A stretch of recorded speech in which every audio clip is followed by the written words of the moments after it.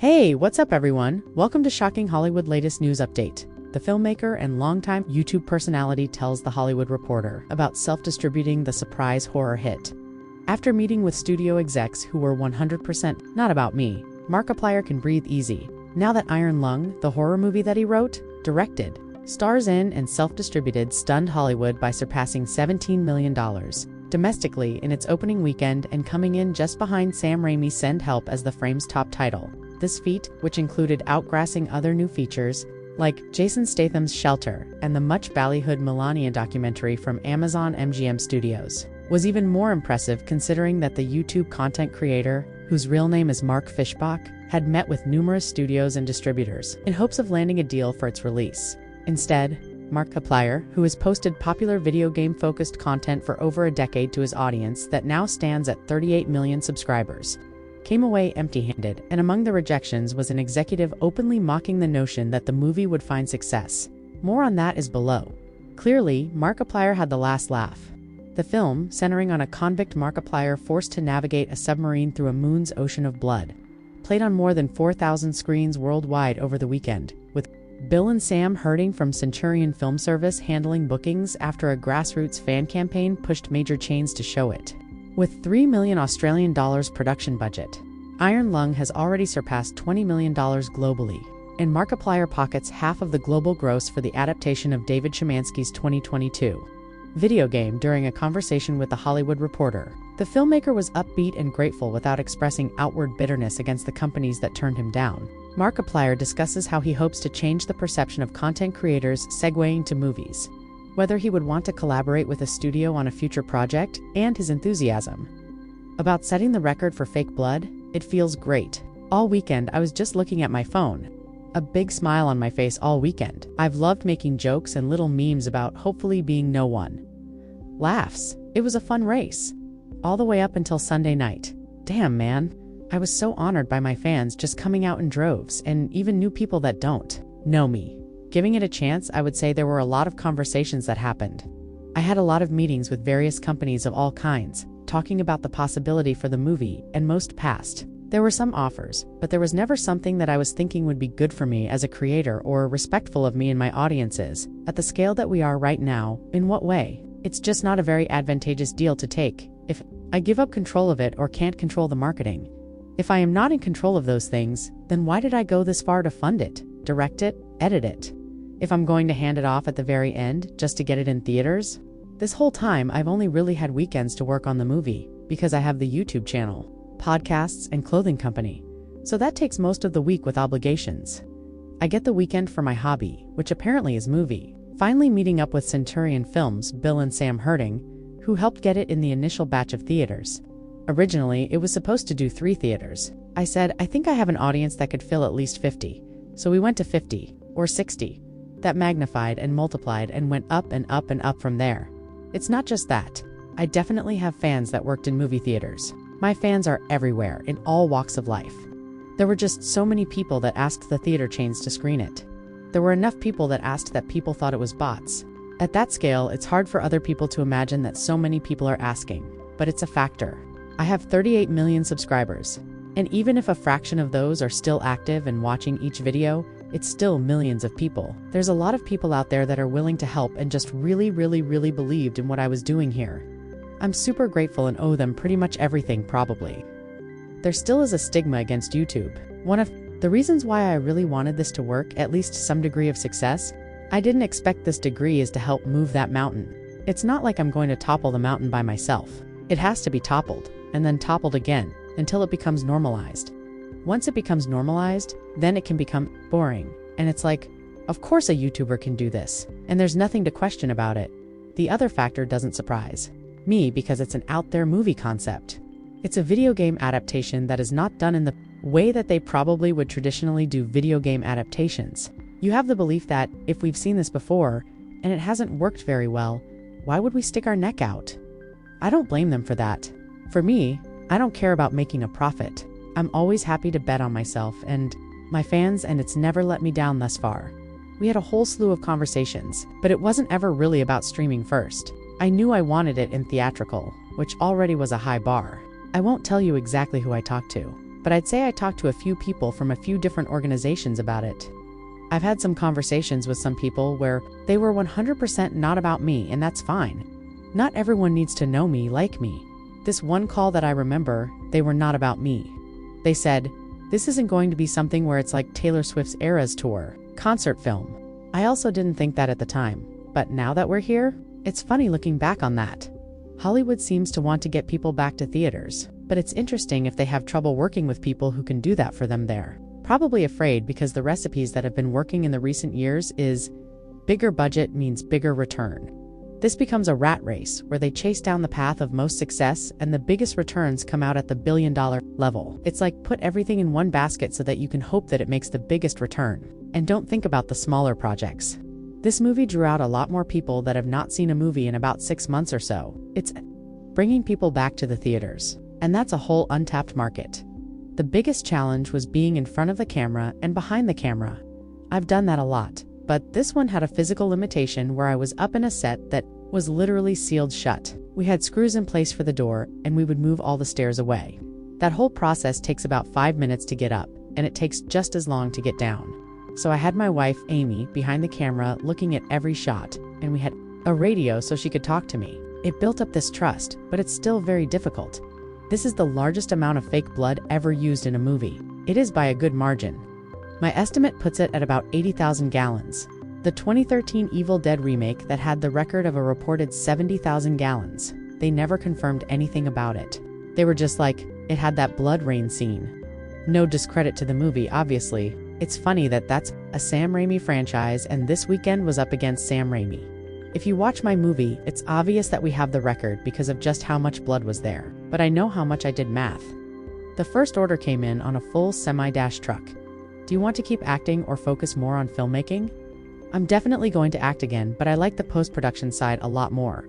I don't need to be the main character role. This was my final test, my thesis of combining all my skills. A lot more pre-production would have helped this one. I treat it all as learning. I am getting some calls.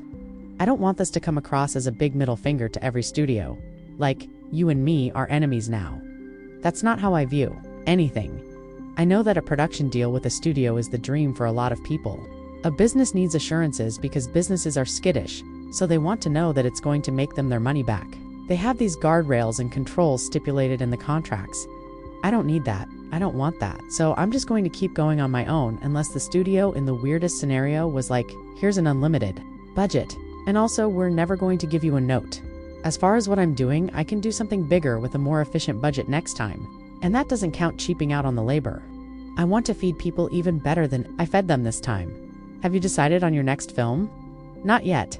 I have many ideas for what I've wanted to do next for a while now. I don't want to always adapt things. I have some original ideas because most everything I've ever done has been original, besides this one.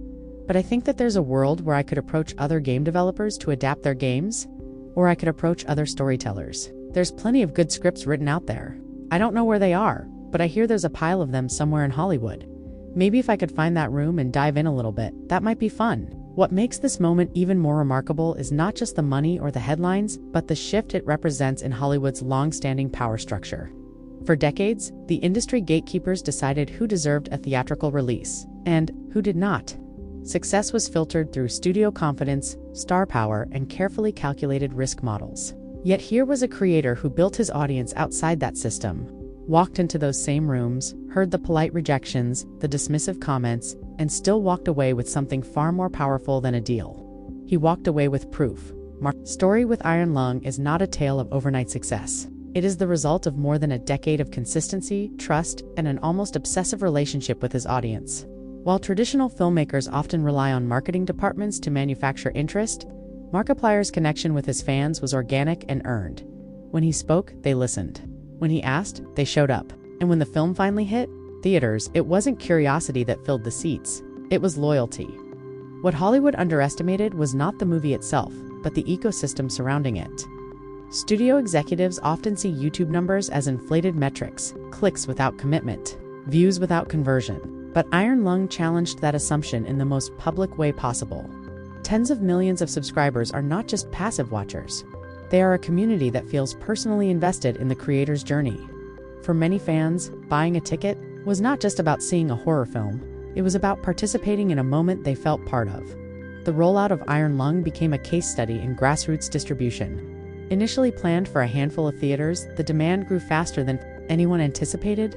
Theater chains, used to dealing with studio representatives and formal marketing plans, suddenly found themselves responding to thousands of individual requests. Emails, phone calls, social media posts, and in-person conversations flooded in. Employees inside theaters noticed the same title being mentioned again and again. Some assumed it was automated. It wasn't. It was scale. As bookings expanded, the film landed on more than 4,000 screens worldwide, an achievement that many studio films with far larger budgets struggle to reach. And, unlike traditional wide releases that depend on massive advertising spends, this expansion was fueled by word of mouth and fan advocacy. Every additional screen felt earned rather than purchased. Financially, the numbers tell a story that studios cannot ignore.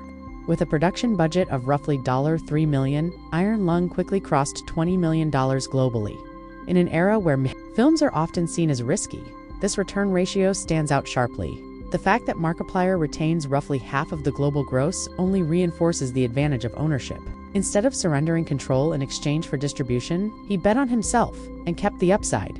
Yet throughout the victory lap, Markiplier's tone remained strikingly grounded. There was no public bitterness toward the studios that passed. No victory speeches aimed at executives who doubted him.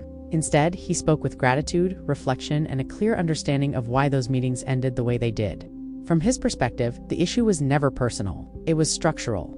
For studios, control is security. Marketing strategies, release windows, test screenings, and executive notes are all part of a system designed to minimize uncertainty. For a creator like Markiplier, those same systems represent creative dilution. After personally funding, directing, editing, and shaping the project on weekends, squeezed between other obligations, the idea of handing over final authority felt counterproductive. The question he kept returning to was simple. If he could not control how the movie was presented to the world, why make it in the first place? That philosophy extended beyond marketing and into the creative core of the film itself. Iron Lung is not a traditional video game adaptation. It does not soften its concept to appeal to a broader demographic, nor does it rely on familiar blockbuster rhythms. Its premise is strange, claustrophobic, and intentionally uncomfortable. A lone convict navigating a submarine through an ocean of blood on a distant moon is not a studio-friendly pitch, but that originality is precisely what made the film stand out. Hollywood's hesitation toward projects like this is understandable within its economic logic. Large studios are chasing billion-dollar returns in a crowded marketplace. Franchises, reboots, and cinematic universes offer predictability. Smaller experimental projects often get lost in the shuffle, but Iron Lung revealed a gap in that logic. There exists an audience that is not being actively served by current theatrical offerings. Viewers who had not been to a movie theater in months showed up for this film, suggesting that novelty and authenticity still have drawing power. The production itself was far from easy. Balancing the roles of actor and director placed intense physical and mental strain on Markiplier. Much of the film was shot in a sealed set designed to replicate the oppressive environment of a submarine. Once inside, movement was restricted. Exiting and re-entering the set was a time-consuming process, making spontaneity difficult. Communication relied heavily on trust, particularly with his wife, Amy, monitoring shots from outside the enclosure. This dynamic demanded precision and confidence, leaving little room for error. Then there is the element that has already become part of the film's legend: the blood. An estimated 80,000 gallons of fake blood were used during production, surpassing previous records set by major horror franchises. While the statistic is eye-catching, it also reflects the scale of commitment behind the project. This was not a symbolic gesture or a marketing gimmick. It was a practical consequence of fully committing to the film's unsettling vision. As conversations now shift toward what comes next, Markiplier remains cautious. Offers and inquiries are arriving, but his stance has not changed. Collaboration is not off the table, but compromise for the sake of access is. The idea of unlimited budgets without creative interference is more hypothetical than realistic, yet it highlights his core priority: autonomy. For him, growth does not mean surrendering control. It means refining efficiency, improving pre-production, and continuing to treat each project as a learning experience.